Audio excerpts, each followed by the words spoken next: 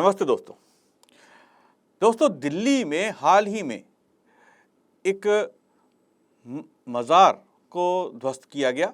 G20 के तहत दिल्ली में बहुत सारे ऐसे स्थान हैं जहां पर नवीनीकरण या कह सकते हैं सौंदर्यीकरण का कार्य चल रहा है। ऐसे में बहुत सारे धार्मिक स्थल जो सड़कों के बीच में या कब्जा किए हुए हैं उनको सरकार द्वारा हटाया जा रहा है। लेकिन इन चीज़ों को लेकर जहां एक और आम लोगों में राहत की सांस है कि रास्ते खुले बन रहे हैं, वहीं दूसरी ओर एक ऐसा वर्ग भी है जो इस तरह से दिखा रहा है कि जैसे कि पूरा का पूरा उनके ऊपर अत्याचार हो रहा है। वहीं दिल्ली में झंडेवाला के पास जब मज़ार तोड़ी गई तो तोड़ने के बाद एक बड़ी हैरानी की चीज़ सामने आई।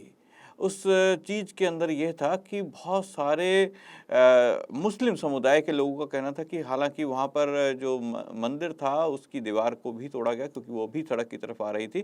तो उनका कहना था कि ठीक है, दोनों तरफ जो है कार्रवाई की जा रही है। लेकिन सबसे बात बड़ी जो हैरान करने वाली हमारे हिंदू समाज के लोगों के लिए थी वो बात थी कि उस मज़ार को तोड़ने पर बहुत सारे हिंदू लोगों ने भी विरोध किया। उनका कहना था कि हमारी आस्था इसमें जुड़ी है।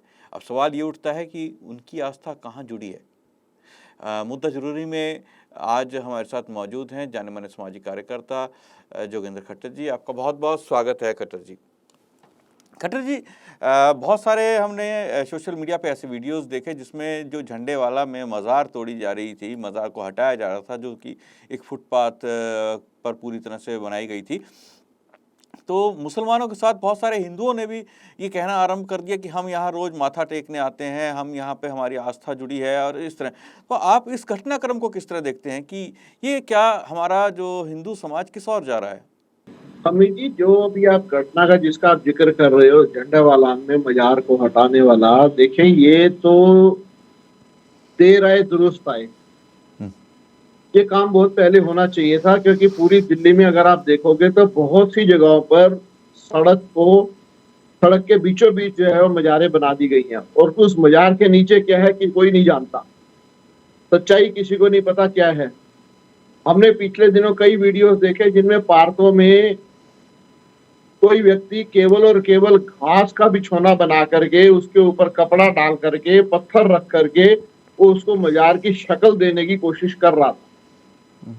लेकिन लोगों ने, जो जागरूक लोग थे, उन्होंने वहां पर समय पर पहुंच करके उस व्यक्ति को वहां से हटाया और वो सारे के सारे पत्थर वहां से हटाए गए। तो आप सोचिए कि मतलब मजार की भी सच्चाई क्या है ये कोई व्यक्ति नहीं जानता। लेकिन इन मजारों के या इन चीजों के कारण से जो दिल्ली वालों को तकलीफें हो रही थी, दिल्ली में सड़कें वैसे ही जो है वो सारी की सारी कंजेस्टेड है और उस कंजेस्टेड रोड के चलते साइडों पे चलकर इस प्रकार की कोई चीजें आ जाएंगी जिस समय, तो आप सोचो कितनी तकलीफदेह होती है। हालत उस समय खराब होती है जब एम्बुलेंस भी निकल नहीं पाती है।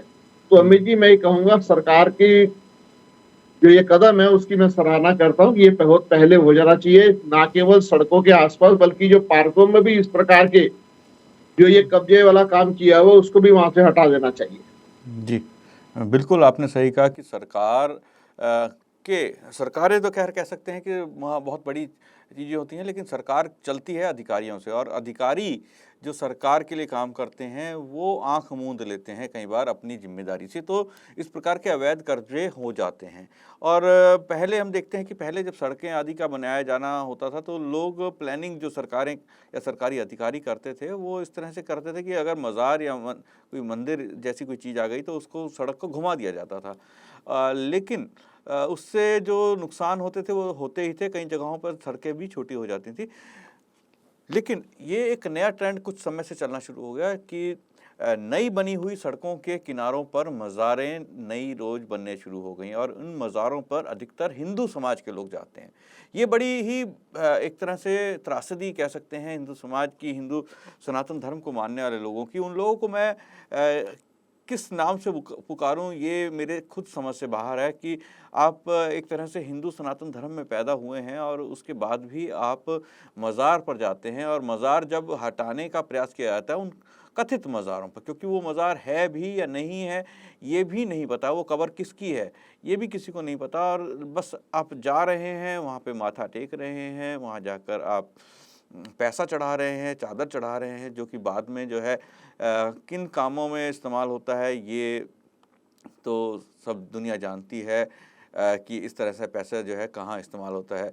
तो ये सब चीज़ें होने के बावजूद हिंदू समाज के लोग, हिंदू धर्म को मानने वाले लोग, ऐसे लोग जो हिंदू धर्म, सनातन धर्म में पैदा हुए, वो इन मस्जिदों को जब तोड़ा जाता है, इन मस्जिदों को जब हटाया जाता है, उनके ऊपर चर्चा की जाती है, तो वो सेकुलरिज़्म के नाम पर वहाँ उनकी आस्थाएँ उस मस्जिद से जुड़ जाती हैं, उस मज़ार से जुड़ जाती हैं, और वो ये भूल जाते हैं कि वो ना तो इस्लाम में मस्जिदों को पूजा जाता है और ना ही हिंदू धर्म में, तो वो किस ओर जा रहे हैं ये एक बहुत बड़ा सवाल है। खट्टर जी, आप इस तरह के लोगों को क्या कहना चाहेंगे? अभी जी कुछ हिंदू जो होते हैं ना, बड़े भोले भाले ऐसे होते हैं, जिनको आप जिस तरफ लगा दोगे वो उस तरफ चल देंगे। मैं नहीं समझ पाता कि इन जगहों पर चद्दर चढ़ाने से क्या लाभ होने वाला है, ये मेरी समझ से बाहर है। और आज तक किसी का लाभ हुआ हो, मुझे कोई ऐसा व्यक्ति नहीं मिला कि हाँ मैंने वहां चद्दर चढ़ा के आया था और मेरा ये लाभ हो गया। इस प्रकार के अंधविश्वासों से दूर रहना चाहिए। ये टोटल और टोटल अंधविश्वास है कि एक ऐसी जगह पर चद्दर चढ़ा दी जाए जिसके अंदर क्या है कुछ नहीं पता। तो ऐसी जगहों पर चद्दर चढ़ा देने से या माथा टेक देने से क्या काम बन जाएंगे मैं नहीं जानता, और हमारे तो कोई काम इस प्रकार से हमने नहीं सुना कि हमारे आसपास भी किसी का कोई काम बना हो। तो ये इस प्रकार के जो अंधविश्वास में रहने वाले, चाहे वो हिंदू हो चाहे दूसरे धर्मों के भी हो, उनको कम से कम अपने विवेक से, अपने दिमाग से ये चीज सोचनी चाहिए कि ऐसी जगह पर जाकर के मेरा क्या भला होने वाला है। अरे भाई, आपने ईश्वर का नाम लेना है तो ईश्वर तो सर्वत्र है, आप सब जगह ईश्वर मौजूद है। आप अच्छे मन से, सच्चे मन से ईश्वर की आराधना करें, उपासना करें, तो ईश्वर आपकी प्रार्थना सुनेगा। और उसके साथ साथ जो है अपने कर्मों का फल तो ईश्वर ने देना ही देना है। अच्छे कर्म है तो भी उसका फल ईश्वर ने देना है, बुरे कर्म है तो भी ईश्वर ने उसकी सजा हमें देनी देनी है। तो सबसे पहले तो हम अपने कर्मों पर जो है अंकुश रखें, किसी को दुख तकलीफ ना दे, मानवता की सेवा करे, यही ईश्वर चाहता है और ये काम करे। तो मुझे लगता नहीं कि ऐसी जगहों पर जाकर के माथे टेकने की आवश्यकता ही रह जाएगी। तो ये जो इस प्रकार की मजारें जो सड़कों के बीच में आ रही है, ये फुटपाथ पे नई नई पैदा हो गई है। बहुत सी जगहों पे फुटपाथ के आसपास भी नई पैदा हो गई। और जब बनाते टाइम कोई विरोध करने वाला नजर नहीं आता, कारण नहीं समझ में आता कि जब बना रहे हैं उसी टाइम विरोध करके उस चीज को हटा देना चाहिए। एनीवे, अगर हो गई तो जो सरकार में अधिकारी बैठे हैं उनका कर्तव्य बनता है कि जो चीज गलत हो रही है उसको वहीं पे रोक दिया जाए। और आज जिस समय रोकने जा रहे हैं, जिस समय हटाने जा रहे हैं, तो कम से कम विरोध तो ना करो। आज तो उनकी आत्मा जागी अधिकारियों की, आज तो वो अच्छा काम करने के लिए निकल रहे हैं, तो उनको अच्छा काम करने दो। ईश्वर का भला हो, मोदी जी का भला हो कि उन्होंने G20 की यहाँ पर मीटिंग रखी, जिसके कारण से अध्यक्षता, भारत को अध्यक्षता करने का मौका मिला, जिसके कारण से कम सफाई तो हो रही है, जिसके काम दिल्ली चमक तो रही है। कम से कम भारतवर्ष में भारत का जो है इस प्रकार से विकास तो होने की दिशा में बढ़ रहा है भारत। तो ये तो G20 जैसे जो कार्यक्रम है वो मैं समझता हूँ कि हर साल ही यहाँ पर हो जाए, ताकि जो इस प्रकार की सफाइयाँ हैं वो होती रहनी चाहिए, अधिकारी जागते रहने चाहिए। जी, बिल्कुल आपने सही कहा कि G20 एक बहाना है, लेकिन ये बहाना इतना जिसे कह लीजिए, हम ये नहीं कह सकते कि ये बहाना है और आज हो रहा है। ये सरकारों की ज़िम्मेदारी है, सरकारी अधिकारियों की ज़िम्मेदारी है, पुलिस की ज़िम्मेदारी है, क्योंकि अगर हम सब दर्शक महसूस करते होंगे कि ये इन सब की ज़िम्मेदारी है। आज आम नागरिक अगर परेशान है कि सड़क के बीचों बीच कोई मज़ार बन रही है, तो वो कब बन रही है? पुलिस की ड्यूटी है, वहाँ पुलिस उस क्षेत्र में होने वाली हर चीज़ पर नज़र रखती है। कोई भी गरीब व्यक्ति अगर सड़क के किनारे अपना एक खोखा लगा लेता है या छोटी-सी दुकान लगा लेता है, तो पुलिस वाला उसको आकर हटा देता है, क्योंकि पुलिस की ज़िम्मेदारी है कि वो अवैध निर्माण या अवैध कब्जे ना होने दे। इसके बाद नगर निगम की बारी आती है। नगर निगम आम तौर पर हम देखते हैं कि इस तरह से अगर कोई कब्जा करता है, कुछ करता है, तो समय-समय पर जो है उस सामान को उठाती है, ले जाती है। तो क्या ऐसे कारण रहते हैं जो सड़कों के किनारे बनने वाली इन मस्जिदों या इन मज़ारों पे रोक नहीं लगा पाते? ये जो दोनों ही सरकारी डिपार्टमेंट जो हैं, ये इनकी तरफ नज़र भी उठाकर नहीं देखते, या ये इस मुद्दे को मुद्दा ही नहीं मानते? खट्टर जी। अमित जी, मैं समझता हूँ, देखें, कुछ लोग जो है ना, वो चाहते नहीं कि कोई कानून के दायरे में कोई काम हो पाए। जिस समय कानून के दायरे में बात काम करने की जिस समय कोई बात आती है, तो उस समय इस मुद्दे को मजार या मजार बनाने के काम को एनक्रोचमेंट नहीं मानते, उसको वो धार्मिक काम मान लेते हैं। बस यही सबसे बड़ी गलती है। वो धार्मिक काम नहीं है, वो आप एनक्रोचमेंट कर रहे हो, गलत गलत काम कर रहे हो। जो मजार बनाने वाला काम है, सड़क के बीचों बीच क्यों बनाई जाए? सड़क के बीचों बीच लोगों को परेशान करके, कौन सा धर्म कहता है कि आप लोगों को परेशान करके कोई कार्य करो? लेकिन जो अधिकारीगण उस समय मौजूद होते हैं, वो अपने कर्तव्यों से मुंह मोड़ करके कि कौन विवाद में फंसे, ठीक है जी, जो हो रहा है उसको होने दो, आंख बंद करके उसको चलता बनता है। लेकिन उसका जो कर्तव्य बनता है उस समय, वो यही बनता है कि जो गलत काम, जिस गलत काम को होते हुए वो देख रहा है, उस गलत काम को वहीं रोक देना चाहिए ताकि वो आगे ना बढ़े। और आज इतने इतने वर्षों से कोई मजार या कोई भी चीज जो सड़क पे आ रही है, वो गलत है। लोगों को चलने के लिए, लोगों के स्मूथ ट्रैफिक के लिए इन चीजों को हटना आवश्यक है। ये बनने ही नहीं देना चाहिए था, लेकिन आज यदि बन गई तो आज वो हट रही हैं, तो उन सरकार के जो अधिकारी हैं उसकी सराहना करनी चाहिए हमें, ना कि उनकी आलोचना करनी चाहिए। तो इसको, ये कोई धार्मिक काम नहीं है, ये लोगों की फैसिलिटी के से रिलेटेड काम है। तो लोगों को स्मूथली गुजरने के लिए, ट्रैफिक स्मूथ चल पाए, इसलिए इन चीजों को हटाना अति आवश्यक है। आज ये समय नहीं है कि आप छोटी सी रोड अगर है तो उस छोटी रोड को ही चलने दे, क्योंकि आपको जो सड़कें हैं वो बड़ी तो करनी पड़ेगी, आबादी के हिसाब से सड़कें बड़ी करनी पड़ेगी। और यदि सड़कें चौड़ी करते समय कोई चीज बीच में आती है, तो मेरे हिसाब से उसको कानून के दायरे में रह करके वो काम होना चाहिए। जी बिल्कुल, आपने एक बहुत बड़ी बात कही कि जब इस तरह की मज़ारें या इस तरह के निर्माण होते हैं तो दोनों ही डिपार्टमेंट, चाहे वो नगर निगम हो या पुलिस की बात करें, दोनों ही डिपार्टमेंट के लोग हमेशा फील्ड में मौजूद रहते हैं। सड़कों की सफाई हो रही होती है, वहाँ पर उनके इंस्पेक्टर्स होते हैं जो हमेशा अपने क्षेत्र में चक्कर लगाते हैं, घूमते हैं, देखते हैं, तो उन्हें उनके सामने ये काम हो रहा होता है। इसके अलावा उनका इन्फोर्समेंट डिपार्टमेंट होता है जो अवैध निर्माण या अवैध कब्जों पर नगर निगम नज़र रखता है। वहीं दूसरी ओर पुलिस का जो बीट सिस्टम है, बीट कांस्टेबल्स होते हैं, पुलिस की पीसीआर्स होती हैं, वो इस तरह के निर्माण को रोक सकती हैं। लेकिन जो आपने बात कही वो बहुत महत्वपूर्ण रही कि क्यों इस चक्कर में पड़ना। दूसरी बात, वो इसको एनक्रोचमेंट मानते ही नहीं, एनक्रोचमेंट की श्रेणी में ही नहीं रखते। अगर श्रेणी में ही रखेंगे तो पुलिस का काम शुरू हो जाएगा या नगर निगम का काम शुरू हो जाएगा, दोनों के कंधे पर जिम्मेदारी आ जाएगी और जिम्मेदारी आने के बाद उनको कोई एक्शन लेना पड़ेगा।